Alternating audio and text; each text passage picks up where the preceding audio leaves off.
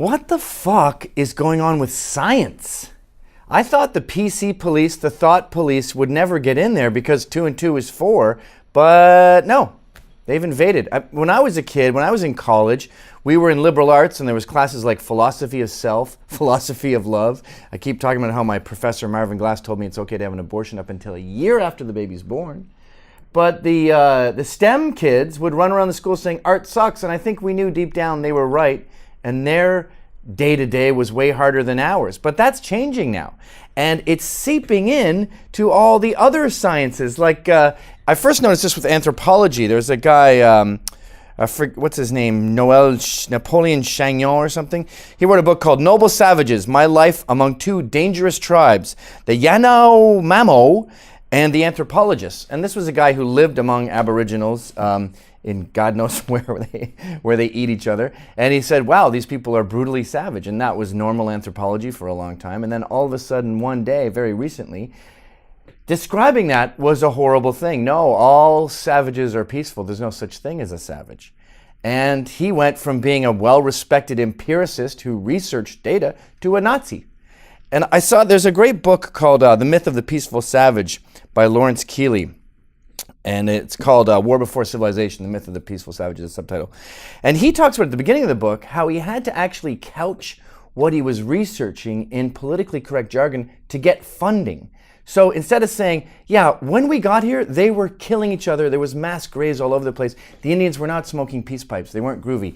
He had to sort of say, I want to research these myths about savages and show that they were peaceful. And just because there's 1 or 2 mass graves, that's how you have to talk to get funding. You have to couch it. And if you don't, you're a villain. And the problem with science is it's for autistic nerds.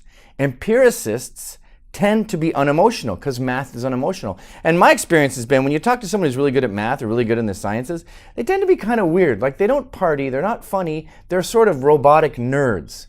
I'm reminded of that Japanese guy, Satoshi Kanazawa, who did a paper called Why Are Black Women Less Physically Attractive Than Other Women?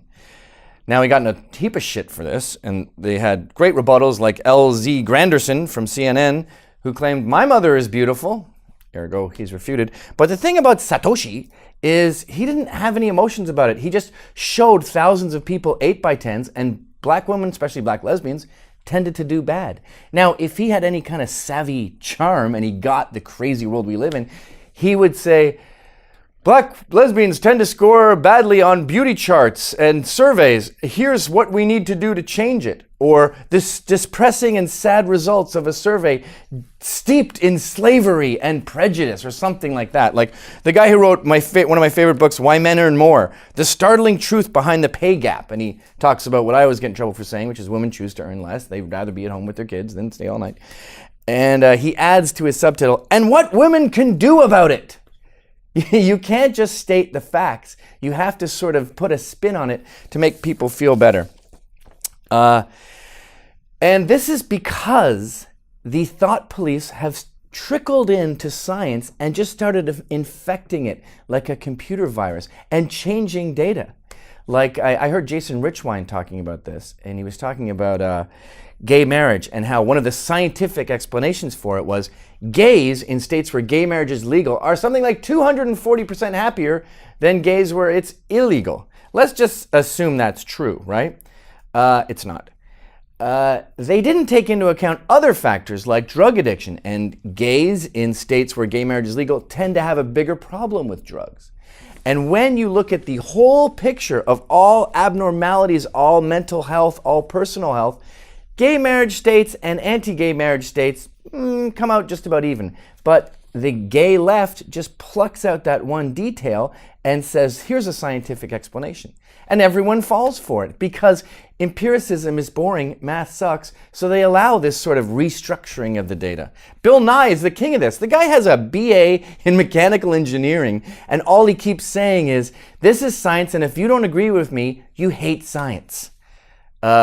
He says it about global warming all the time, and we keep hearing this stupid number, this infuriating number, but 97% of scientists all agree. What, you hate 97% of scientists? You must hate science. And of course, this all goes back to one study done by this woman named Maggie Kendall, a student. She sent out a survey to something like 3,000 people with 2 questions. Then she liked 700 of the respondents. Then she sent that particular focus group 2 more questions when she already had her converted masses to preach to. So yes, 97% of this select group agree. But in the real world, we've got 1,000 scientists signing this giant PDF, I think it's like 350 pages, about that deny man-made global warming.